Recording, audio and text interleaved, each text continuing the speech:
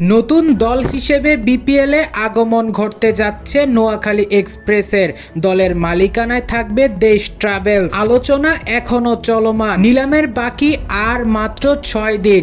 তার আগেই হয়তো কোনো একটা সিদ্ধান্ত আসবে। হয় নোয়াখালী এক্সপ্রেস এন্ট্রি নিবে বিপিএলে, অথবা এই আলোচনার সমাপ্ত ঘটে যাবে।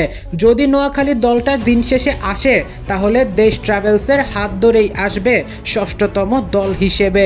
কিন্তু কথা হচ্ছে, যদি নোয়াখালী এক্সপ্রেস চলে আসে বিপিএলে, তাহলে তাদের ডিরেক্ট সাইন ইন কারা হবে?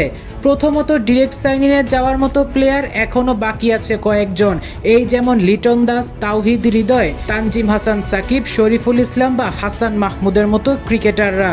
তবে সেদিক থেকে সবচাইতে এগিয়ে আছে টাইগার অধিনায়ক লিটন কুমার দাস। তাকে এখনো পর্যন্ত কোনো দল সাইন ইন করায়নি।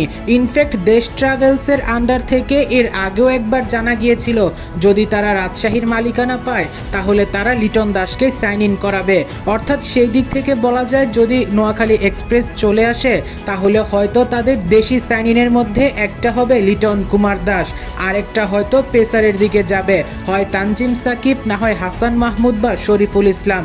এই 3 ক্রিকেটারের যে কোনো একজন হতে যাচ্ছে নোয়াখালী এক্সপ্রেসের দ্বিতীয় লোকাল সাইন ইন।